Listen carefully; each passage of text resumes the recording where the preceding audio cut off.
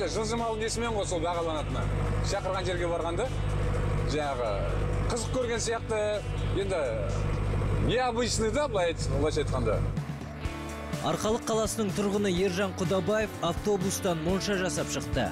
Бұған ол 2 жылға жол уақытын жұмсаған.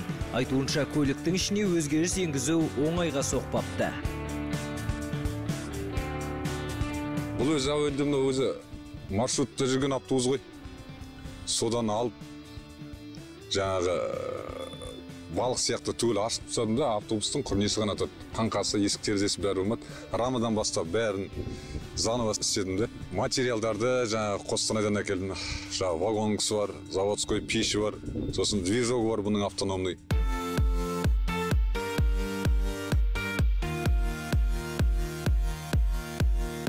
Бұл моншаның басты ерекшелігі қалаған жеріңізге өзі келеді, ішіне 4 адамға дейін еркін сият, қабырғаларының барлығы да ағашпен қапталған, бір қарағанда кәдімгі моншадан еш айырмашылығы жоқ.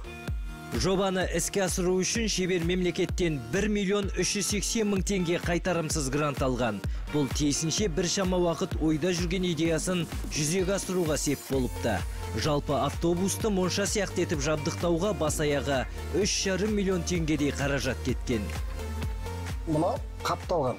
Негізі бұның бұл рамадан құралғанда, бұл слой жаңағы не? Бұл қыста да, жазда да, күзде де, көктемде де, салқында бұның іші жылы.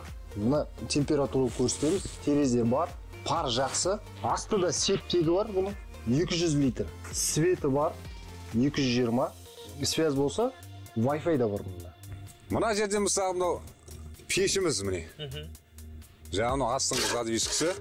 Мынау бұлай жабылып, шөтекейі бар, шөтсік. Отын суың дұрыс айтасыз. Міне отын суының орны міне біреу секциясы. Одан кейінгісі міне. Ағаш барлық осында тұрады. Отын суы осында тұрады.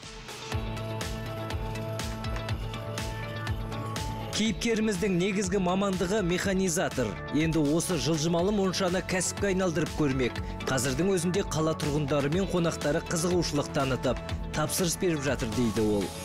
Мана станциядан біз септегім өзінде.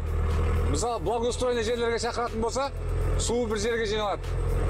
Сосын сыртқа шыққаннан кейін өзі төгетін жеріне арнайы сол жерге төгіледі. Пожарныйға да солай мысалға. Неге де жаңағы пештің өз заводскойлығын айтамын. Бәрі соған сондай рассчитымды. Келешекте шебер осы типтес тағы бірнеше жобаны қолға алмақ. Ендігі жоспары жылжымалы үй жасау.